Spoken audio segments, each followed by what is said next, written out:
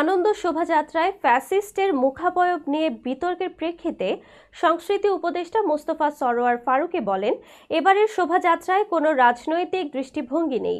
Fascist কোনো দলের প্রতীক নয়, বরং এটি সবচেয়ে বড় অশুভ শক্তির প্রতীক। তাই আমরা প্রতীকের মাধ্যমে বার্তা দিয়েছি, কোনো দল বা গোষ্ঠীর বিপক্ষে নয়।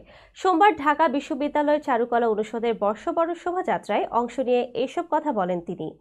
ফারুকী বলেন, বাংলাদেশের সব জনগোষ্ঠী, সব ঐতিহ্য, আকবর ও সুলতানি আমলের সংস্কৃতি মিলিয়ে এই শোভাযাত্রা গঠিত। এখানে কোনো সংকীর্ণ বা নির্দিষ্ট রাজনৈতিক রং নেই। তিনি অভিযোগ করেন, একটি নির্দিষ্ট রাজনৈতিক গোষ্ঠী এটিকে নিজেদের স্বার্থে ব্যবহার করে রাজনৈতিক বিতর্ক তৈরি করেছে। অথচ শোভাযাত্রার মূল উদ্দেশ্য ছিল ফ্যাসিবাদের বিরুদ্ধে প্রতীকী প্রতিবাদ। শোভাযাত্রার নাম নিয়ে বিতর্ক প্রসঙ্গে তিনি বলেন, চাপিয়ে দেওয়ার কিছু হয়নি, বরং পূর্বে যশোরের বর্ষবরণ শোভাযাত্রা ঢাকা এসে হয়েছে, আনন্দ শোভাযাত্রা পরে হয়েছে মঙ্গল শোভাযাত্রা। এবার চারুকলা নিজেই সিদ্ধান্ত নিয়েছে পুরনো নাম ফিরিয়ে আনতে।